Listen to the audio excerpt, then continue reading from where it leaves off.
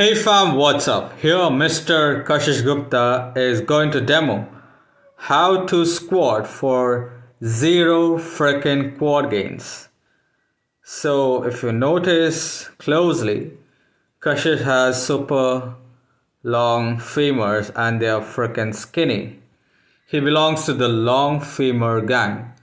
So what he does, he takes a wider stance, okay, to fit his body anthropometry because long femurs and shorter torso is not optimal for squatting mechanics, okay. He takes a wider stance. What does the wider stance do? It loads your goddamn adductors and it takes the load away from your goddamn quads. You might have noticed that people doing sumo deadlifts, sumo squats, freaking heavy, have thick, meaty adductors, and now you know why. So, if you look at how he squats, it's freaking awful, but look at it closely. Yeah, I'll pause it here and draw some lines. One sec. Yeah. You can notice that there is a great degree of hip flexion. This means that this kind of squat tows your gluteus maximus and it does not train your quads well because there is a super freaking high degree of hip flexion. So this squat basically looks like a kind of low body good morning, kind of basically a hinge instead of a squat because he's driving his hip backwards instead of actually keeping his back straight and driving a lot and driving a lot of knee flexion to actually load his quads. Mr. I know everything biomechanics expert Kashish Gupta tries to criticize everyone's form all over the world, but look at how he squats for gluteus hypertrophy. Skinny glutes as always. Let me play the clip again. You can note that, yeah, there is a good degree of posterior pelvic tilting, aka the butt wink. But is the butt wink bad? Is the posterior pelvic tilt bad? No, absolutely not. But okay, if you are training your quads with squats, you need to avoid the posterior pelvic tilting, aka the butt wink, by reducing the range of motion. Okay, it's as simple as that. And also, the excessive amount of butt wink can be, counterproductive. It can be something that causes injury because, wait, I'll explain why. The spinal erectors run and it is somewhere attached to the pelvis, and we have the quadratus lumborum which originates from the ilium and it attaches to the rib cage. Who gives a fuck anyways?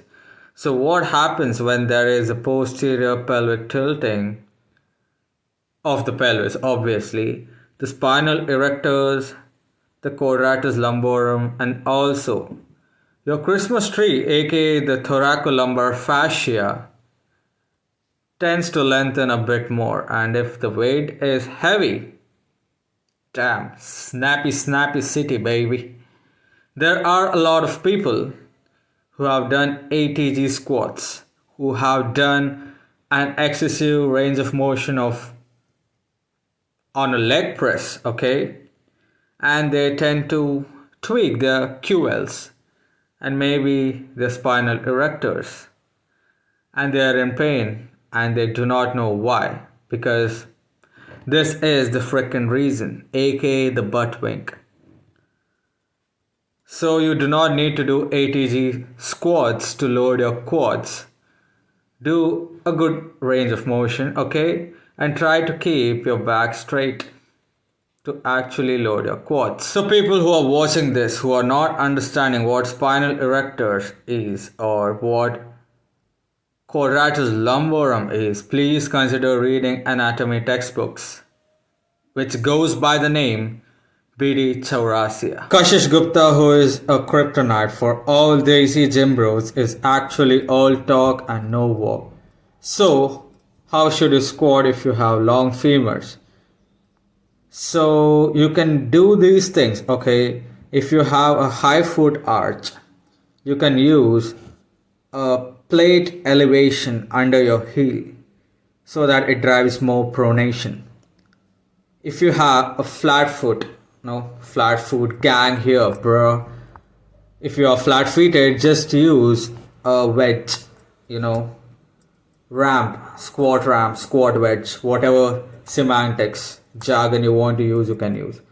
So when you squat on a ramp, it drives more supination, which means that this variation is good for flat-footed people. You can also switch to other more efficient variations like the Zercher squat, the front squat, the goblet squat. You can also switch to machines like hack squat and pendulum squat. If you are crazy imbalanced, like you have a crazy degree of left AIC, right BC, consider doing unilateral exercises like the single leg extension, the single leg press.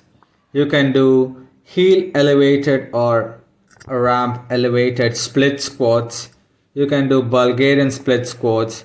You can do a staggered stance squat, etc. Science-based lifters in India are making a fool out of themselves. And Kashish Gupta, how about a live workout instead of a useless live debate, which is basically good for nothing? Results of a gym noob but yapping like a PhD sports scientist from the University of Auckland is freaking ironical, hilarious and hypocritical. Work hard, stay consistent and get jacked, and please stop listening to Kashish Gupta.